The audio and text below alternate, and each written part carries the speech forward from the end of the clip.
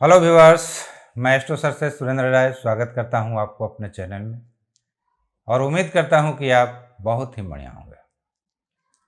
मित्रों, मैंने टाइटल के ऊपर ही लिख दिया है कि सावधान, शुक्र के पीछे ज़्यादा ना पड़े वरना आपको ये बर्बाद कर देंगे। तो ऐसा मैंने क्यों लिखा है? क्या शुक्र अच्छे ग्रह नहीं है? तो ऐसी बात नहीं है मित्रों, शुक्र बहुत ही अच्छे ग्रह है। ये एक गुरु है, दैत्यों के गुरु हैं। इनके होने से यदि ये आपके कुंडली में मजबूत स्थिति में है तो दुनिया का हर सुख साधन आपको अवश्य ये दिलाएंगे।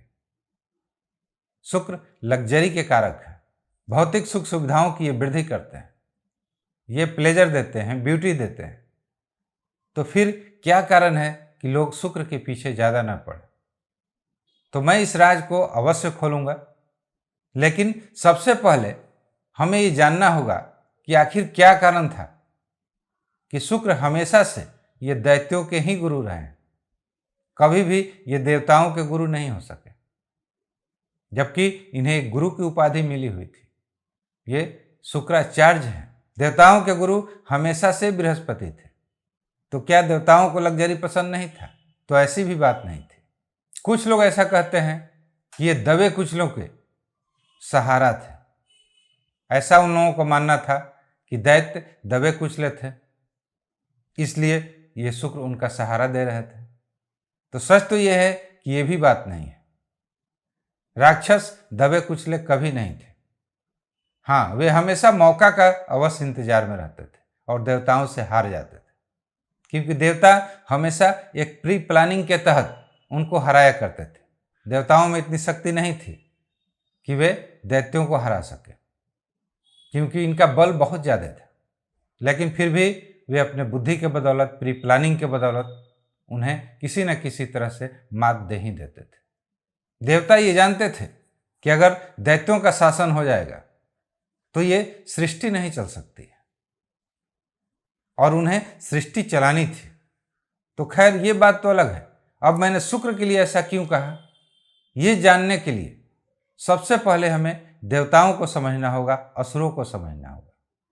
तो मेरे ख्याल से देवता कोई स्वरूप नहीं है, असुर कोई स्वरूप नहीं है, बल्कि ये दो विचारधाराएं हैं जो हर मनुष्य के अंदर निहित होती है। वह चीज जो न्याय संगत है, वह चीज जो ईमानदारी से प्राप्त किया गया है, वह देवता है। वह चीज जिसके लिए किसी भी हथकंडे का उपाय नहीं किया गया, वह चीज जो लोगों के भलाई के लिए किया गया, वह देवता है। और वही चीज जो न्याय संगत नहीं हो, जोर जबरदस्ती से हासिल किया गया, वह असुर है।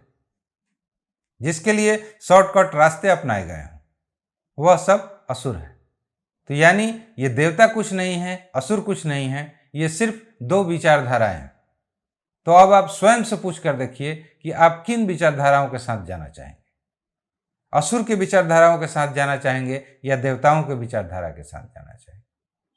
तो शुक्र कोई अज्ञानी नहीं थे, लेकिन फिर भी इन्होंने हमेशा असुरों का साथ दिया।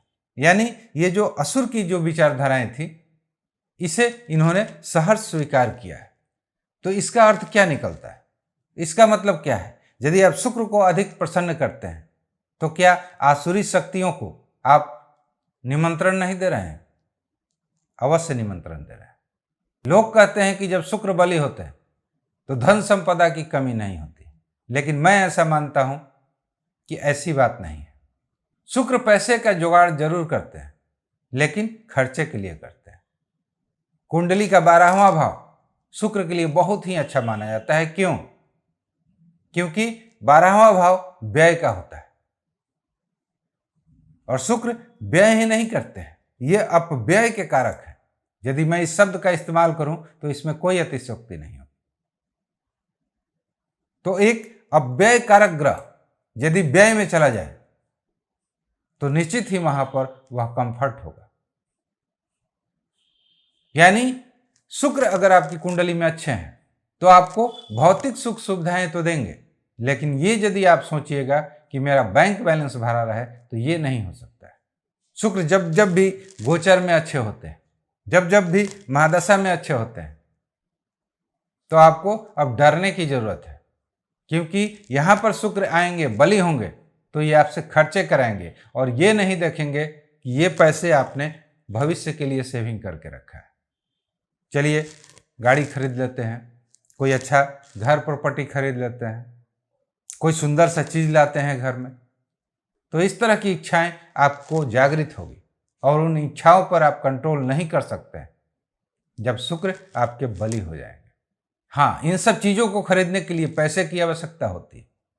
अगर आपके पास नहीं रहेगा तो ये कहाँ से देंगे? तो भी ये देंगे, आपको कर्ज लेकर देंगे, आपको कहीं से जुगाड़ करके देंगे, लेकिन ये देंगे।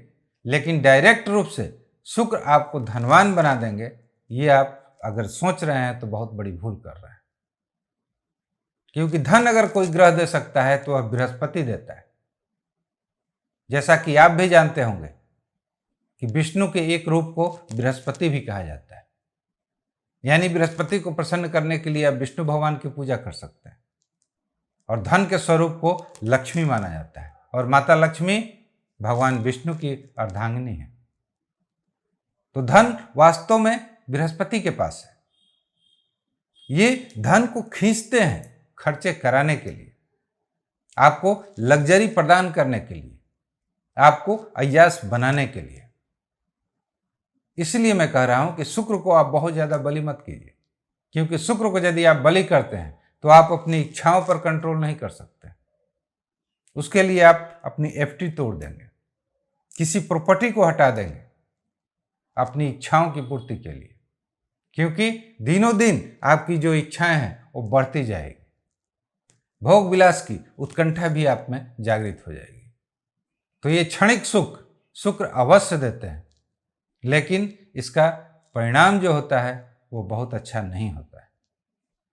बहुत से ऐसे लोगों को आप देखे होंगे कि जन्म के समय में तो वे बहुत अमीर घर में पैदा लिए हैं, लेकिन भोग विलास ऐशो आराम के पीछे उन्होंने अपनी सारी प्रॉपर्टी गंवा दी और एक करोड़पति से रोडपति हो गए। तो ये शुक्र का ही देन होता है। अब ये मत कहिएगा कि उनके शुक्र खराब थे इसलिए ऐसा हो गया, क्योंकि शुक्र जब जब भी बली होंगे आपकी इच्छाएं बढ़ेंगी, भौतिक सुखों के प्रति आपके रात की नींदें हराम हो जाएंगी। अब उसके एवज में आपको जो भी उसका कीमत चुकाना पड़े आप उस काम को अवश्य कीजिएगा, क्योंकि शुक्र अब आपके बली हो चुके हैं। यदि ऐसा होता है तो निश्चित ही भविष्य में इसका प्रभाव आपके ऊपर अच्छा नहीं पड़ेगा। इसीलिए मैं कह रहा हूं कि शुक्र के पीछे ज़्यादा मत पड़िए, शुक्र को बलि करने के पीछे मत पड़िए। जैसे शुक्र हैं वैसे रहने दीजिए, यही आपके लिए ज़्यादा अच्छा रहेगा। तो मित्रों, बाकी आप स्वयं समझदार हैं, आपको क्या करना है आप समझ रहे हैं। मिलते हैं एक नए वीडियो के साथ। Thanks for watching. नमस्कार।